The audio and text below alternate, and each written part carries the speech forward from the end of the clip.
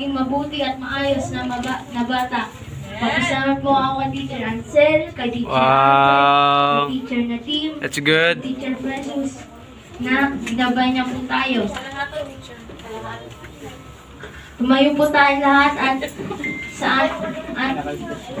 basahin ang salita ng Diyos sa Ephesians 6:1-2.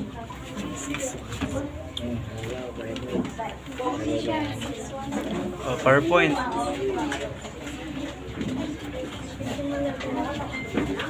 Mga anak, magsitalima kayo sa inyong mga magulang, Panginoon, sapagkat ito'y nagawin. Igalang mo ang iyong ama at ina na siyang unang utos na may pangako. Na po tayo lahat.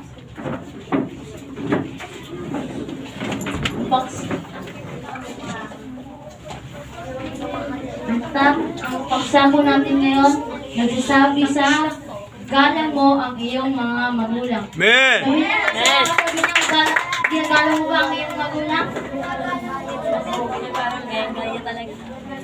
Nakita natin sa social media, ating paligid, sa paaralan, na ang ibang kabataan ay wala ng paggalang at pag-respeto sa kanilang mga magulang. Aha. Ate, kuya, mama, papa, lolo at lola.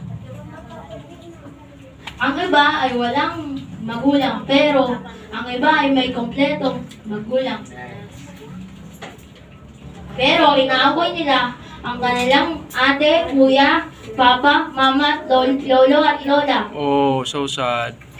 Ayon po sa ating binasa na dapat igalang natin ang ating mga magulang. Amen! Sundin natin ang utos nila. Huwag natin silang saktan. Come on, preach! At awayin. Upang i-bless tayo ni Jesus. Amen! Amen! Come on, preach! Huwag natin silang gayahin ng mga ibang bata na matigas ng ulo, ayaw makinig at sa payo at pasaway.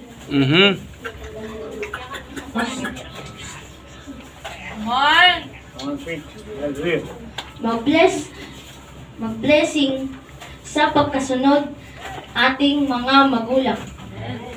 May safety at pagsunod sa mga payo nila. Praise God! At may buhay ang paggalang. Yes, that's true. Ay sa ating mga magulang. Pag-uwi natin, mag-bless tayo sa kanila at yakapin natin ang ating mga nanay, tatay, ate, kuya, lolo at lola.